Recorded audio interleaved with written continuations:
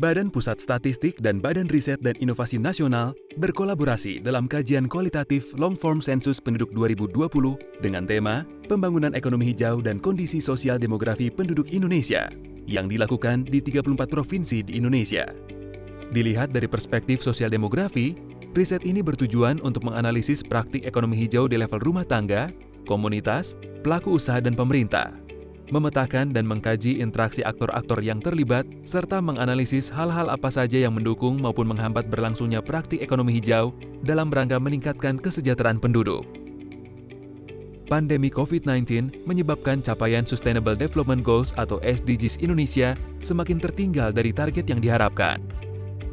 Indikator demografi, seperti angka kematian ibu dan bayi, belum mengalami penurunan yang signifikan.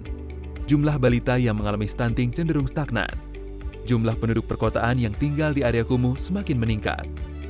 Begitu pula dengan indikator lingkungan.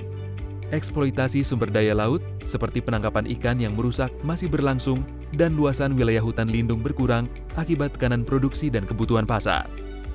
Sementara itu, Indonesia juga dihadapkan pada tantangan situasi demografi, di mana jumlah penduduk yang besar, tingkat fertilitas cenderung menurun, angka kematian meningkat, peningkatan proporsi penduduk lanjut usia atau lansia, dan mobilitas penduduk yang semakin tinggi. Indonesia merupakan negara dengan keragaman budaya yang tinggi. Keragaman ini membawa banyak inisiatif dan pengetahuan lokal terkait dengan pembangunan yang ramah lingkungan dan berbasis kebudayaan. Namun, perubahan yang terjadi akibat modernisasi, globalisasi dan pembangunan yang masif sedikit banyak memberikan dampak pada inisiatif-inisiatif lokal tersebut. Banyak dari kearifan lokal yang diwariskan dari generasi ke generasi tersebut memudar dan cenderung menjadi sesuatu yang langka saat ini. Arah pelaksanaan pembangunan menjadi penentuan untuk menjamin tercapainya target pembangunan global. Indonesia menjalankan pembangunan ekonomi hijau atau green economy untuk menjawab berbagai tantangan yang ada, khususnya dalam menjamin keberlanjutan lingkungan dan komitmen global terhadap penurunan gas rumah kaca. Riset kolaborasi ini menemukan bahwa pola pengembangan ekonomi hijau di Indonesia masih bersifat project-driven, tidak terorganisasi dengan baik, skala kecil, dan belum melakukan optimasi pada aset demografi.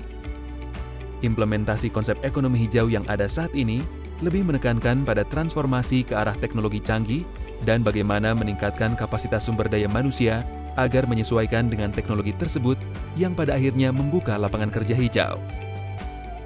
Riset ini juga menggarisbawahi bahwa pembangunan ekonomi hijau di Indonesia perlu memperkuat 3 hal penting, yaitu kearifan antar generasi, institusi sosial, dan teknologi yang tepat guna.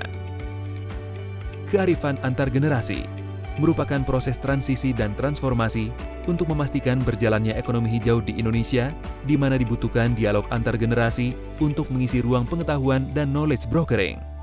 Misalnya, di Jawa Tengah, kelompok muda menjadi ujung tombak sekaligus middleman jejaring pengetahuan dan pemasaran produk ke pasar hijau di Singapura.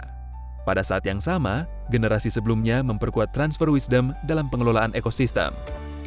Institusi sosial dapat menjadi alternatif yang signifikan ketika modal yang dimiliki terbatas.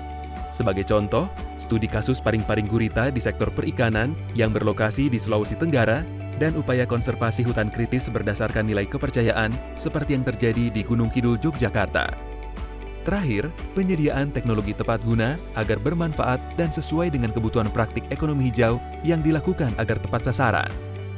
Contohnya, di sektor limbah, teknologi pirolisis untuk mengubah plastik menjadi solar belum berjalan optimal, karena biaya gas untuk menggerakkan mesin ini jauh lebih mahal dibandingkan solar yang dihasilkan.